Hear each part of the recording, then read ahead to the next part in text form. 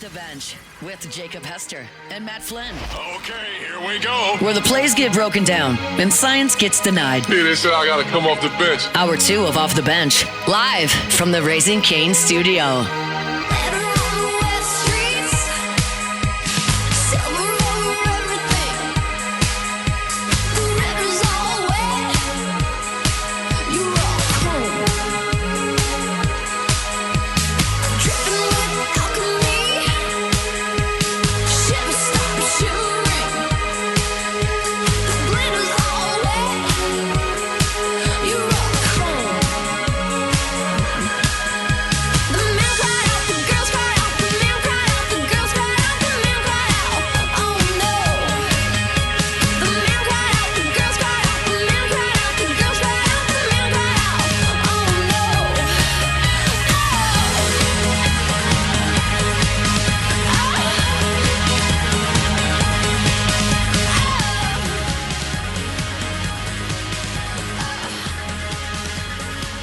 All right, welcome back in. OTB here live from the Raising Cane studio.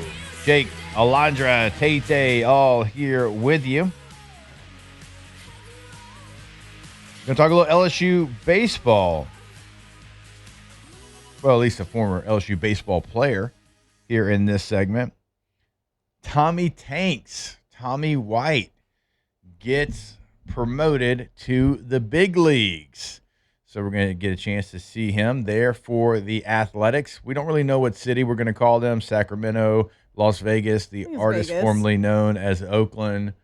You know, well, they don't even play in Vegas yet, you know. They kind of just go by the Athletics at this point. Yeah, fair enough. Congratulations to Tommy White. Looking forward to seeing him in the big leagues. He is certainly somebody that all of us LSU fans, not only do we remember, I mean, he kind of changed the game for like youth baseball here. Stay with me.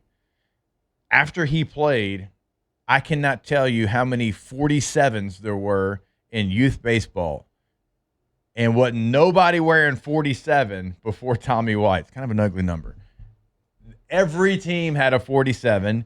Every team had a kid that had long hair. Every team had a kid that had 3 or 4 chains on wearing number 47. And that was because of Tommy White and the impact he had here in Baton Rouge. Now, he obviously had an incredible college career, but he's really done well this year throughout the minor leagues. He's been a power hitter, as we know, like throughout his entire minor league career. In 860 professional plate appearances, he's hitting .279. But it was this year in 55 games where he hit .303, showed that he still has the power. He has only struck out on 14% of his plate appearances. Right now, the walk rate isn't great, only 4.8%, but still puts the ball in play, doesn't have a lot of strikeouts. We know he makes hard contact. So it's going to be exciting to see how all of that translates. All the growth that he's made in the minor leagues this year. Now, he's never had a bad minor league season, but it's been the best minor league season this year. Again, only strikes out 14% of the time. With the power that he has, that is a low strikeout rate. And I certainly can always root for Tommy White because I will never forget my man, Tommy White. Right before we had baby Harlow, my man hits a walk-off home run against Wake Forest. I tried to get Harlow named Tommy Tanks, Gator Hater Hester. It fell through. Didn't get that done, but I will always remember exactly where I was when that man hit one of the biggest home runs in LSU baseball history. So congratulations to Tommy Tanks. I'm not even trying to be funny, but the Athletics actually might be like a perfect place for you to make the leap from minor league to the show just because they're just not – they've lost 9 straight. I know. They're just not doing well, and maybe – like the competition part of it, sure. But I think that Tommy is a competitor and he's incredible and hit so many home runs for LSU. And like you said, he is doing really well in the minors, 10 home runs and 64 RBI in this season. So without trying to be funny, I actually think that the Athletics are a good place for him to start his career at. And hopefully won't end it there, but I mean, They could be better. They got plenty of young talent. Yeah. He might already be the best player on that team, to her point. Like, Well, the way Nick the Kurtz athletics is play. down right now. Yeah. Yeah. well, He's on the injured list. people talk about Tommy White at LSU, and obviously the home runs, but we talked about it at the beginning of the year when you were looking for a third baseman. He developed into a really, really good defensive third baseman. Like, it was 24. He saved runs for your team that year. Yeah. Like, remember in the postseason when you got hot late in the year? Dude, Tommy White was making plays that only a handful of college third basemen could make. I mean, yes, Tommy tanks. He hits the home runs. We get it. He developed into such a good defensive player. I think he's going to be fine in the major leagues both ways. I mean, I think the learning curve is going to be very, very small. Yeah, and it didn't take him too long to get to the show. I mean, No, 2 not years. at all. I mean, I know, like, sometimes we'll see some of these former LSU guys get there quick, and it's like But we expect that for Dylan everyone. Cruz is not. He's an outlier, and Yeah, so is Paul Skeens. Skeens. Yeah, right. Yeah, I think this is further proof as to why LSU is a powerhouse in college baseball. So I am looking forward to seeing what it looks like for Tommy White. Obviously, the A's right now, like y'all said, it's just not a good situation. You're right; they do have young talent. They got young talent, but that talent's got to go out there, and they've got to seize that opportunity, and a lot of those guys have not. So it gives Tommy White a great opportunity to go do just that, and it is another kind of feather in the cap of Jay Johnson to be able to have another player called up to the big leagues. Hanging out with his boy Gage Jump. Yeah. Gage Jump on a- really went through quick. He, too. Dude. yeah, I mean, talk about translating to the majors. He's doing it. So I guess Friday is when he's expected to make his debut Do we know what against the number he's wearing? Washington Yeah, Nationals. because they're on a couple more days for the All-Star break Yeah. right now. They didn't put him in something gross like 61 like they did with our guy Gage, did they? That was awful. God. He's still wearing 61. He I will for the know. rest of the year, I mean, too. dude, 61 doesn't look good in any sport, any position. Can't. No, it's 61. They don't have him on the roster yet. I guess because he hadn't played yet. Yeah, they also, I don't think the Athletics have announced it yet either. Yeah, again, like all of this will kind of go down as you get back because right now everybody's off for the All-Star break. But I was sitting there and I was looking at, Gage Jump and what Gage has done so far. I mean, his last time out, he struck out 7 against the White Sox. And so right now, Gage Jump has a 3.51 ERA. He struck out 48 batters in 48 and 2/3 innings. So he is doing just fine. And Gage Jump's one of those players that, man, I would have loved to seen him in 23 or 25 with the LSU team. Unfortunately, he was on the team that lost at North Carolina in the Chapel Hill Regional. That was the only year that we got. And remember, he came in relief in that last game as well to try to shut the door after our guy Will Helmers had an absolute performance against North Carolina. I mean, dude, Shout out, I Will. wanted to see him healthy for a full year. I mean, remember, he wasn't when he got here from UCLA. And late in the year, Jay was like, Gage Jump's the best pitcher on our team. Like, He even kept if he would have saying that. been, He said that over and over that and year. even if he would have been fully healthy to start the year, hell, who knows what your final record is? Do you get a better draw in the postseason? Like, that could have changed everything. He was awesome late in the year. And Gage Jump's an awesome name. Yeah, it is. It's a pretty good one. Like, let's not bury the lead there. Gage Jump's an awesome name. If you didn't get a Jordan sponsorship at some point, the last name Jump, I mean, what are we doing? Yeah, this wave of LSU players that right now they're either in the minor leagues or they're just getting called up to the big leagues. And again, like, it's in the moment, it's right in front of us, so sometimes we do this. But I can't remember a time, and this is with LSU baseball, as historic as it is, that they've had so many players that are right there on the verge of about to be in the big leagues. And now they've already got plenty of big leaguers. Yeah. For sure. Like, even that number of big leaguers might be one of the best they've ever had. But it's like the guys that are on the verge to get, and now Tommy White's in the big leagues. Cade Anderson, I was Anthony gonna say, Ianson. Cade those guys Anderson are is on the I mean, they were verge. both in the futures game. Yeah. Like, I mean, the Mariners, I don't think it's long before Cade Anderson. I think they're, where they're at, their division's not great, and they're at the top of their division. Yeah. They're in a spot where when they call him up, they're going to want him to be very impactful. It's going to be for something of meaning. It might be a September call up, and then if they make the postseason, he's going to be on the postseason roster. Yeah. I mean, you can't do better than what he's doing. Like, it's almost impossible to do better than what he's doing right now. If he gives up a run, it makes headlines at this point. They're like, Cade Anderson. Yeah. Cade He sucks. gave up a run. He walked a guy. I'm trying to find his stats. Such a good team. I mean, would we give up 2 runs in 2 games in the finals with those two? Yeah. Then you're going to have guys. I'm sitting here, and as we're playing this out, like, you're going to have other players that, like Luke Holman at some point. Like this year, I know he hasn't been able to go out there a ton, so dealing with some stuff. Like, that's a guy that when he gets healthy, ready to go, his minor league numbers, they've been great.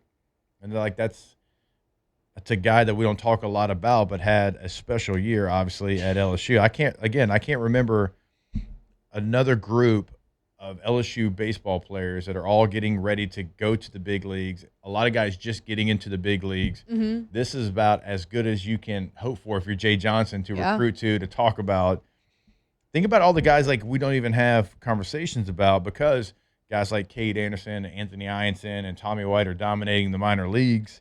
But there's going to be plenty of other players that are out there. Like right now, Ty Floyd is like a name we don't talk about. Like Ty Floyd's doing well this season. He's got a 3.75 ERA. He's got more strikeouts than he does innings pitched. So it's about to be a next wave of players. It's already started, and I'm very excited to follow that journey. And it's going to be good for LSU baseball moving forward, as it always is when you can recruit to guys that are going to the show. All right, we will take a break. We do have our guy Bill Bender joining us in about 15 minutes from now. Talk a little college football as ACC Media Days right now wrapping up. SEC Media Days getting started. We'll talk all things college football with Bill at 8:30. More OTB when we come back here live from the Raising Cane studio. Off the bench. All right, if you've been putting off a bathroom remodel because you think it takes weeks and it will turn your house into a construction zone, well, think again. Bath Fitter of Baton Rouge custom builds every tub and shower to fit your space with no messy demolition, and in most cases, it installs in just 1 day. Plus, it's all backed by a lifetime warranty, so you can feel confident when making an investment that's built to last. So think about that. You're not going to have random people at your home for 3 weeks doing God knows what to your space. No, they're going to come in. They're going to make sure the job site stays clean. It's going to be a quick, easy process, and it's going to completely change your space. So whether you're updating an outdated bathroom or finally replacing that old tub or shower, Bath Fitter makes the entire process simple from start to finish. Schedule your free consultation today at bathfitter.com or visit Bath Fitter of Baton Rouge. That's bathfitter.com.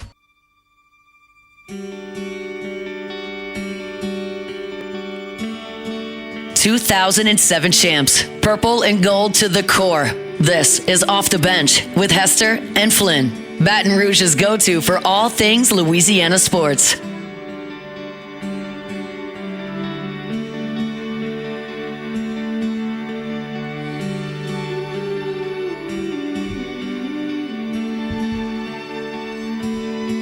All right, welcome back in OTB.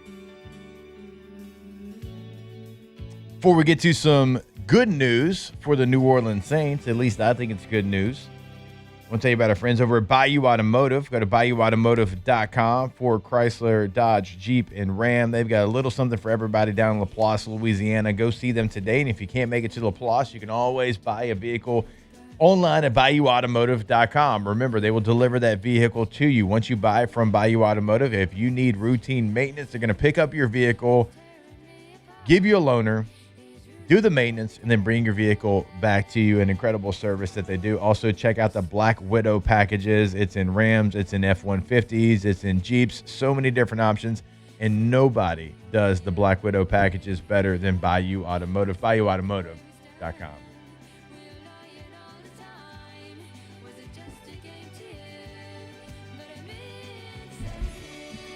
Harlow loves this song. Wait, that's so cute. Loves it. Oh, yeah. She'll get on the kitchen table. She's got like a little fake guitar, and she'll get up there and she'll just act like she's playing it and Oh my just gosh. sing this one at the top of her lungs. She chose a good one. She loves it. There's a lot of, I would say, worry in New Orleans and for Saints fans coming into this year. If two beloved Saints were no longer going to be Saints, that was Cam Jordan and Alvin Kamara. We didn't know either one of them. Now, Kamara was on the team, had a contract, but you didn't know if he was going to get released. You didn't know if he was going to get traded, right? Achane comes in from Jacksonville, points to AK potentially not being on this roster. And then for Cam was a free agent. Cam was coming off a 10.5 sack season. A lot of people want to add edge rushers. That's a premium position in the NFL. And we thought, okay, man, somebody's going to really come in here and they're going to sign Cam Jordan because of what he did last year. It's going to be a one-year deal, but it's not going to be in New Orleans. Is Dennis Allen, who's the defensive coordinator in Chicago, going to come sign Cam Jordan because they need to add a pass rusher? They got a relationship. All these scenarios are playing out in our head. Well, a couple weeks ago, we find out Cam Jordan is going to be a New Orleans Saint for another year. He signs that deal. Everybody's excited. I'm excited because you need him on the field. You need him in the locker room. You need him in the city, right? So he does all of those things. Well, there's another player, Alvin Kamara, that kind of falls into the same category. Now, as I said, his was different. Were you going to release him? Were you going to trade him? What's his role going to be? We weren't really sure, and we didn't have a lot of information coming out of New Orleans. Now, Achane's going to be probably the lead back, but if you have a backfield that has those two guys, you feel pretty good about it. They're two players that have different skill sets. They can do different things, and you can utilize those skill sets to keep the defense off balance. Because Alvin Kamara is staying in New Orleans. So this was kind of the last roster move that we were waiting on. He restructures his deal, and so now we know what his future holds in New Orleans. And the running back room right now, you've got Achane, you've got Kamara, you've got Audric Estime, you've got Devin Neal, you've got Kendre Miller, you've got Ty Chandler. That's a deep running back room. Now, all of those players are probably not going to be in New Orleans when the final roster comes out.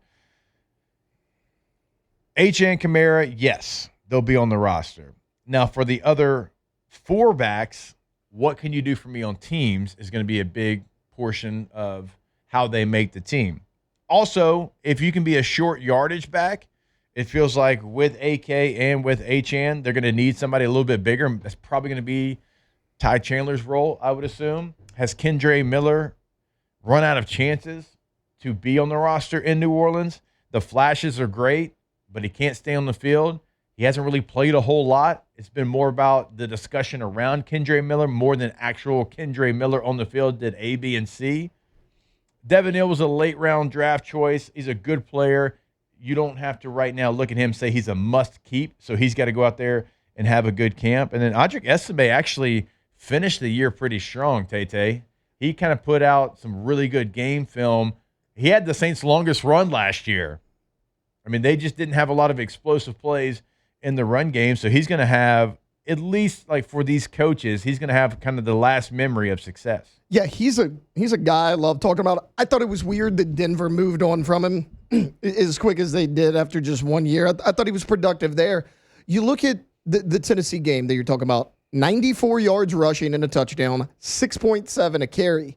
Now the next week against Atlanta when he got a start, just 63 yards on 21 carries, but he had 5 catches for 43 yards out of the backfield. That's a 100-yard game right there for him. I like Audric Estime. Also, when you talk short yardage, he's an option. He's your biggest back at 227 pounds.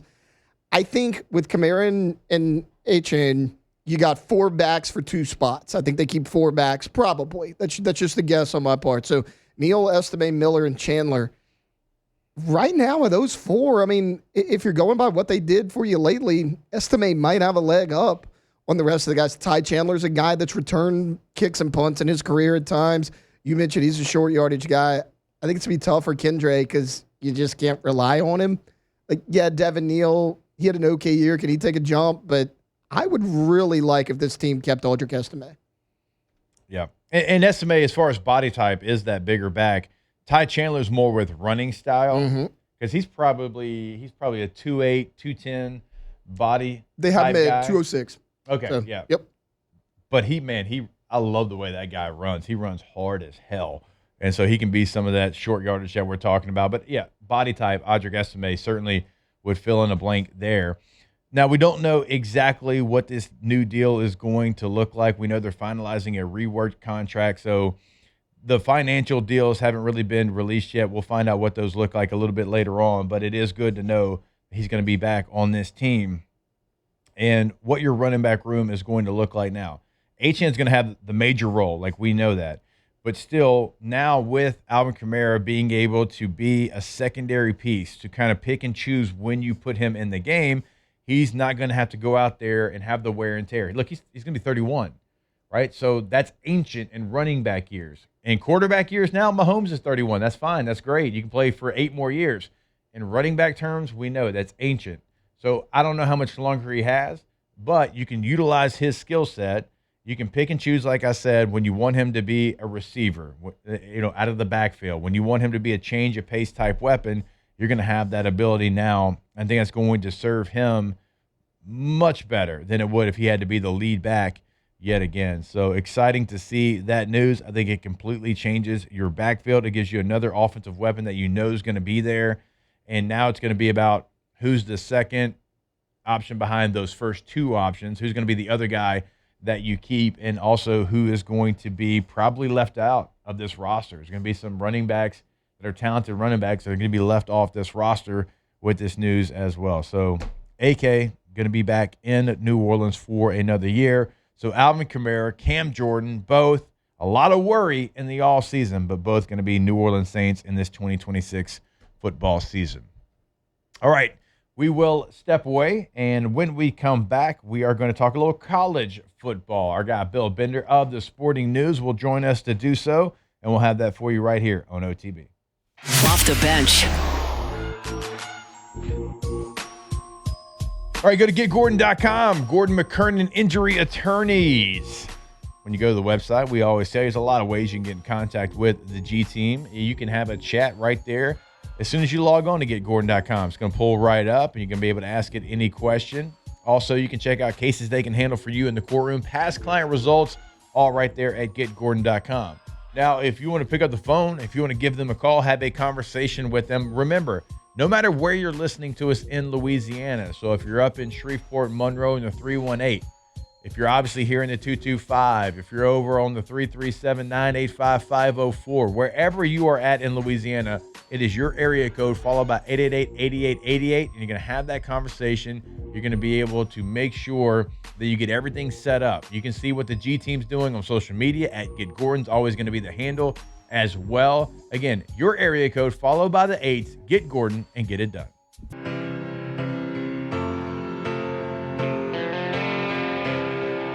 Tigers turn talkers. This is Off the Bench. Slip inside the eye of your mind. Don't you know you might find a better place to play? You said that you. All right, welcome back in. OTB here live from the Raising Cane studio. Very excited to catch up with our next guest. It is always a pleasure. Our guy Bill Bender of the Sporting News joins us now. Bill, what's going on, brother? How we doing? Hey, Jacob. I'm doing well, man. How are you? I'm doing fantastic. Now, I know before we get into the sports stuff, you're at a goalie camp. That's what you said. So are we talking lacrosse, hockey, soccer? I'm assuming lacrosse? Yeah, we're out in Maryland at a lacrosse camp. Oh, with all these goalies. Maryland's a dead giveaway. You're right. Yeah, we drove here yesterday, so I missed your text last night because we had to get up early. But, yeah, no, doing well. He's having fun.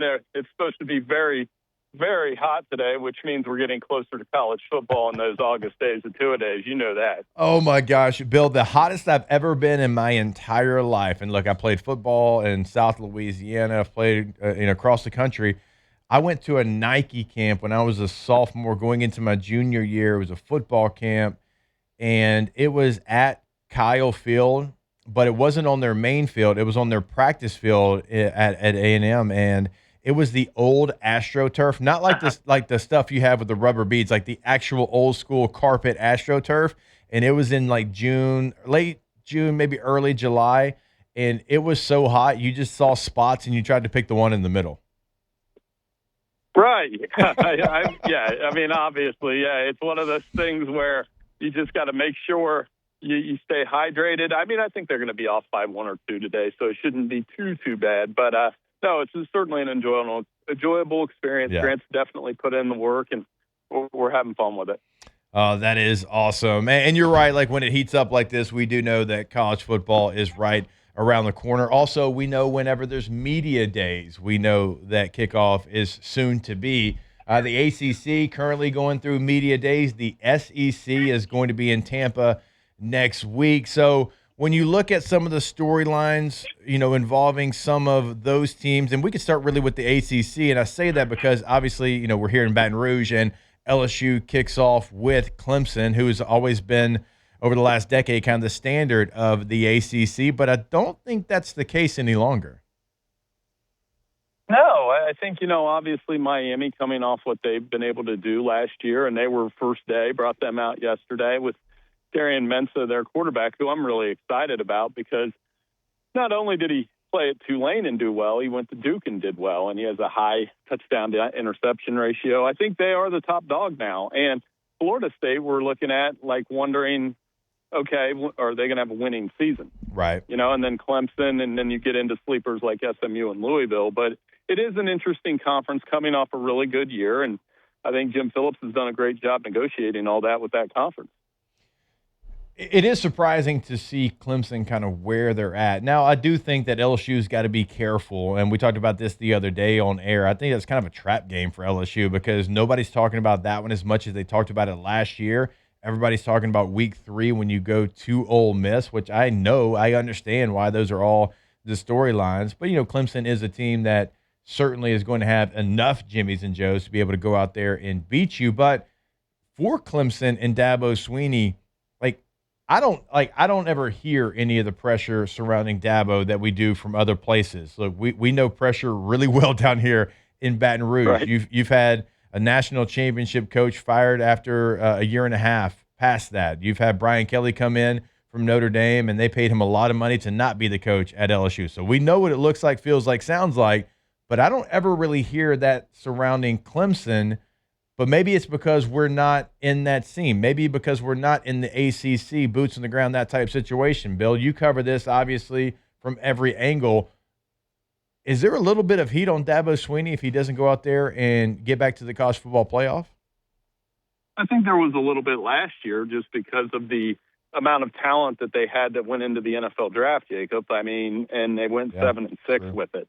And part of it for me, and I've stuck on this for the last 5 or 6 years, is, they did have a great quarterback run from Tajah Boyd to Deshaun to Trevor Lawrence. And now, they haven't had that unbelievable quarterback. Cade Klubnik had his ups and downs. Obviously was drafted. Yeah. But, where's that? Where's the receiver position? And their offense has gone through some bumps from the high-powered teams that ran through Alabama. So I think that's what I'm looking at this year. As far as his job status, I mean, I think Dabo would leave Clemson on his own terms, knowing that he won 2 national titles there and has done more for that program than any other coach. But another 7-6 season, it could get loud. Catching up with our guy, Bill Bender of the Sporting News here on OTB. All right, let's get to the SEC, and let's get to SEC Media Day. It's going to be in Tampa coming up. Excited to get down there and look at all the different storylines that are going on, as always. But for you, from somebody that, you cover the SEC, but you cover the Big Ten, you live in Ohio. So for you, what storyline is most intriguing to you? Because you're a little bit outside of the SEC footprint. Well, I would think in the SEC, it's just when you have half of your league that is in playoff contention and not enough spots for everybody. What's that? It's not so much Georgia and Texas. I think they're the lead storylines, obviously, but that clump of teams from Ole Miss, Oklahoma, Texas A&M, LSU, Alabama, and even Tennessee and Vanderbilt to some extent. I mean, they're capable teams. So which ones get in? Right. Obviously, the lead storyline's Lane at LSU, and how quickly is this going to happen? I saw Sam Levitt's not coming to SEC Media Days. That's interesting to me because it would have been an opportunity to tell, he's a grinder. He's your type of quarterback. We both like that kind of guy. He runs, takes hits, can throw the ball down the field. And I think he's the most interesting quarterback in the SEC as a result.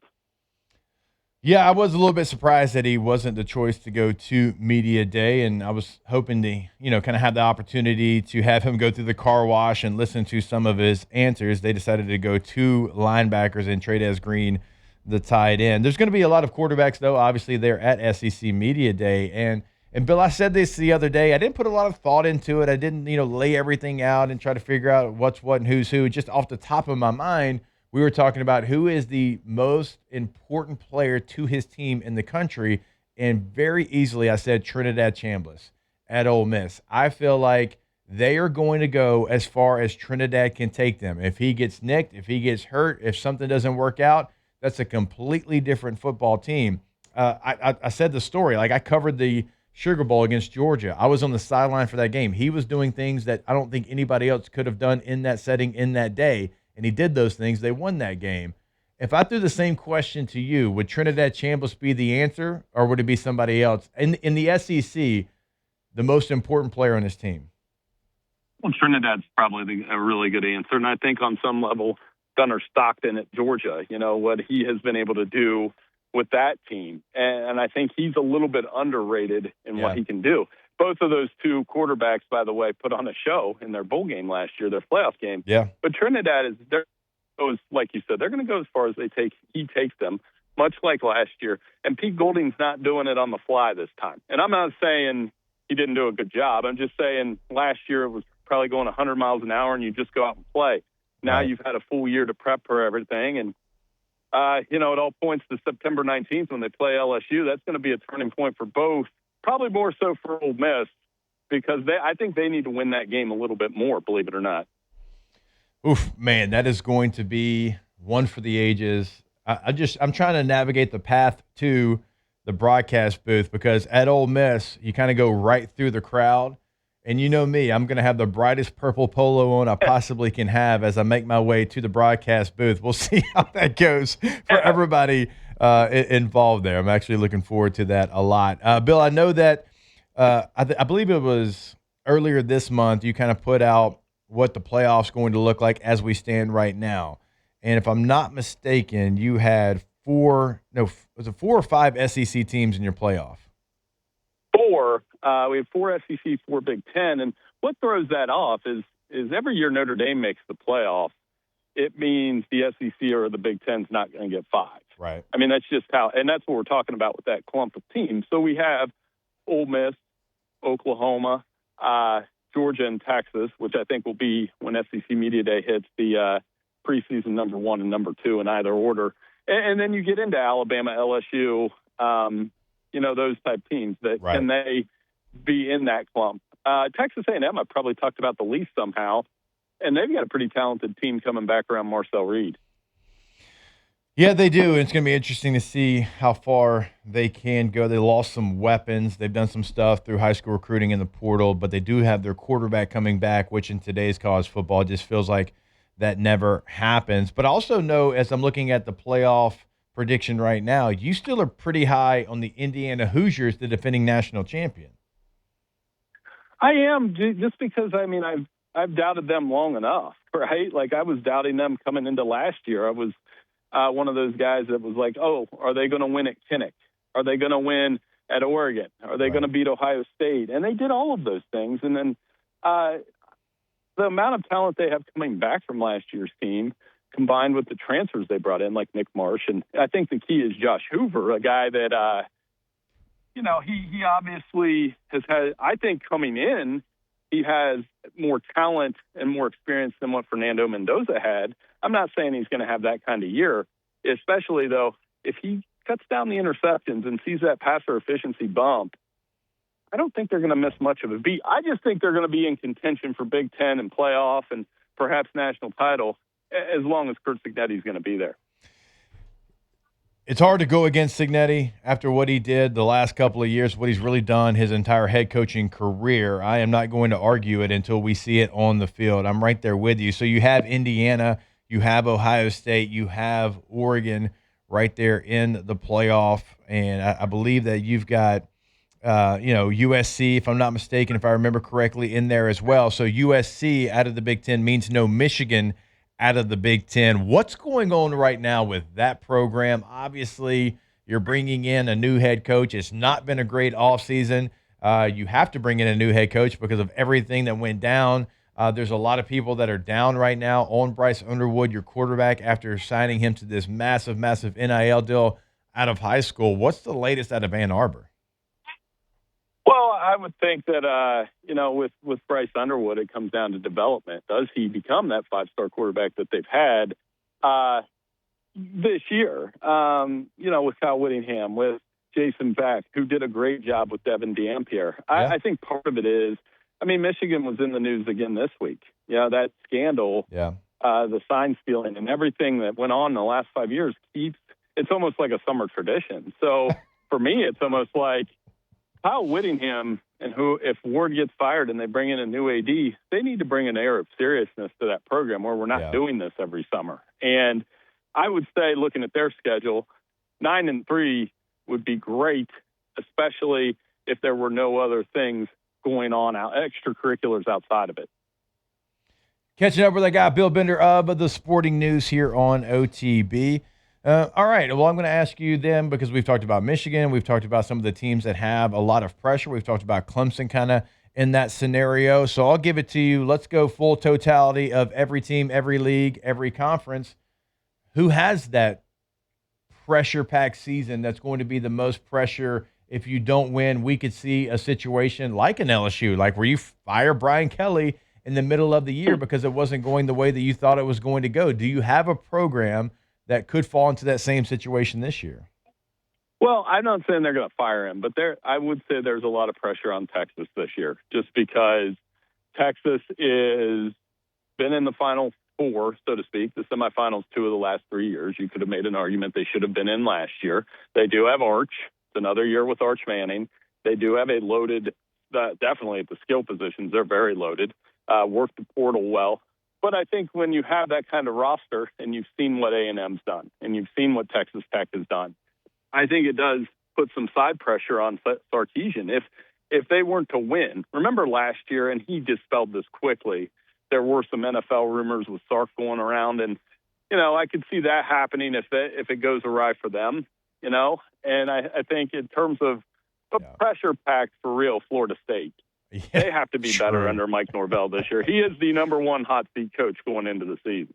Yeah, that's a good call. There's no doubt. That's too proud of a program to continue on down that same road that they've been going down. Bill, you're the man. I appreciate it. I know you're very busy. Tell Grant good luck today. Tell him to hydrate. It's going to be hot out there. I know he's going to crush it, so we certainly appreciate the time. Hey, anytime, Jacob. Thanks for fitting me in, and I'll talk to you soon. I appreciate it. Absolutely. Bill Bender of the Sporting News, good enough to join us here on OTB. We can take a look at maybe their playoff prediction. We can take a look at what the Sporting News thinks, because there is a couple of teams that we know very well here in this area that are on almost every single playoff prediction list.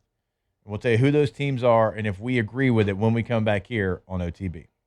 Off the bench.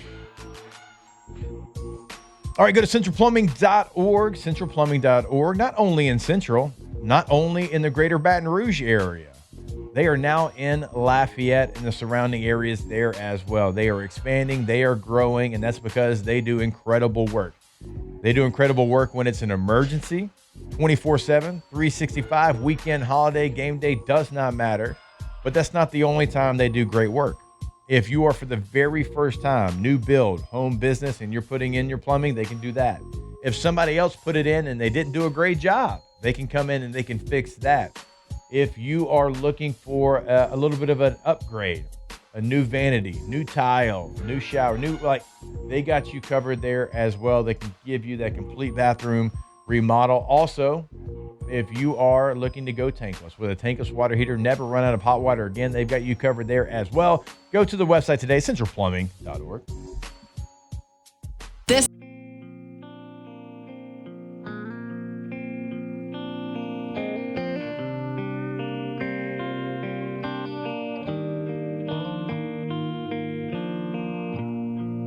From the locker room to the airwaves, it's Off the Bench with Jacob Hester and Matt Flynn. Oh, I saw my boy G Rush yesterday as I was pulling in. It was early. I'm like, man, I hadn't seen my boy in a while, man. I want to go grab a cold Dos Equis, hang out with my boy G. We do on the road very often, watch a little soccer.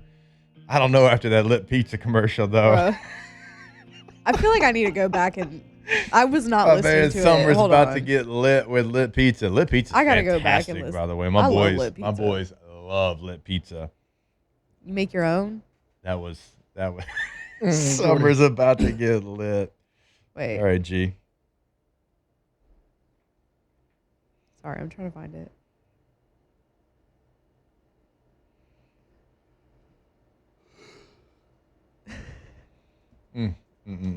That was a good one. All right. Before we get to some of these predictions, I want to remind you about our friends over at Rouse's. Go to Rouse's.com today. Find that location that's convenient for you. Once you do, you are going to see that they're going to have weekly specials at your store, so we want to make sure we get those out in front of you. Also, right, they're going to have the lunch bar, the sushi bar, the salad bar already ready to go for you. Right now, the breakfast bar is out, so it is convenient. You go in, you get a meal, you're ready to go. They got pre-made meals, pre-made sides ready to go as well. They've always got local there, local products, including My High. You can pick that up at your local Rouse's throughout the Gulf Coast. They are always there for you. Go to Rouse's.com today. All right, so we were talking about playoff predictions. We were talking about different teams that are always kind of in the conversation. No matter who you look at, national media, these teams are on the preseason list. And look, it's the preseason. We could go back. We could look at some of the predictions that we've given, everybody's given, and they're going to be wrong. I get that. But there's two SEC teams that are in almost every single playoff prediction that I'm a little bit surprised with how much people are thinking of them currently right now. That's Ole Miss, and it's also Oklahoma. Those two teams. Now, I think I'm a little bit higher on Oklahoma than most, but I am surprised how many people are putting them right now in the playoff. Yeah. John Mateer being healthy, that's probably a big reason why. Y'all know our guy Jim Nagy's the GM there, so you know they got a talented roster. But they do lose a lot. They lose some players offensively. They lose an R. Mason Thomas coming off the edge as well. I guess not to say those teams can't make it, but I am surprised with almost everybody you look at. Sporting News, ESPN, Fox Sports, CBS Sports, it doesn't matter.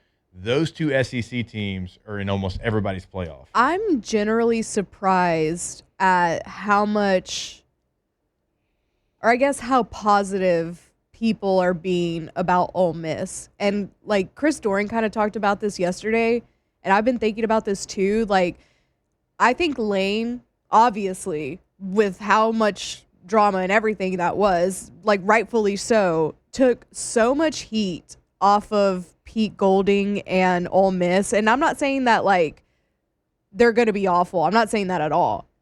But I'm just like surprised by how much nobody's really questioning Pete Golding and Trinidad Chambliss and the entire staff at Ole Miss. Like, they just became the heroes in that story, which I get it. But I feel like they're kind of getting a little bit of a free pass here.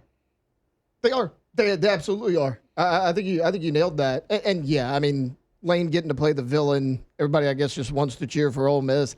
Trinidad Chambliss. I get it, but like Charlie Weiss Jr. is not there. Lane Kiffin's not there. Yeah. I feel like, correct me if I'm wrong, that's kind of who made Trinidad Chambliss, not Pete Golding. Yep. But that's the part that, and I think Pete Golding's an incredible football coach. I'm not going to sit here as an LSU guy and try to just throw shade to throw shade. Right. He is. I think I've sat down and talked football with him before. Yeah. But that's on the other side of the football. Yeah. And they lost their middle linebacker. They lost their best edge rusher. Those are going to be hard. They've done some things in the portal. We don't, as we know here, you don't know how the portal is going to translate to your new team. We just don't. So the offensive staff not being there and it not really being talked about, to your point, Alondra, is probably the biggest surprise for me as well. Yeah. You've got your quarterback back. You got your running back back. The receiver room looks different. The tight end room is going to look a little bit different. You're counting on your second tight end to elevate to your first tight end. We'll see if that can happen. Your offensive line looks a lot different as well. There's a lot of question marks that typically get asked about teams losing that much that nobody's really asking about Ole Miss. Right. And people are blindly trusting Trinidad, and like the comments you hear from Ole Miss fans, oh well, hell, we did it in the playoffs without Lane Kiffin. Yeah, who was your play caller? Where's he at right now? Yeah. Like that matters. 5 of their 6 receivers from a year ago that led them in receiving yards are gone.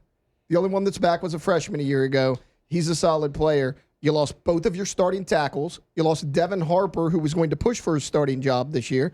I think Trinidad and Kejuan Lacey, that might be the best quarterback-running back combo in the conference, but I really worry about what's around them. Yep. You got Centurion Perkins back on defense, but you lost a lot on defense. And we haven't seen Pete Golden go into the year as the starter with all the or as the coach with all the pressure around him. I don't know how he's going to handle it. I actually don't think it's going to go well. Yeah, and this isn't a why isn't LSU in the conversation. LSU's got stuff to prove too. LSU's got to go out there and do the things that we're talking about. So this isn't putting them in the conversation. I think it's questioning how people are seeing this team and the Ole Miss team be a complete product when they lost so much. Not saying they can, but right now they've lost so much. Can they be that? And people saying yes right now, I think it's a little too early. All right, hour 3 coming back. Off the bench.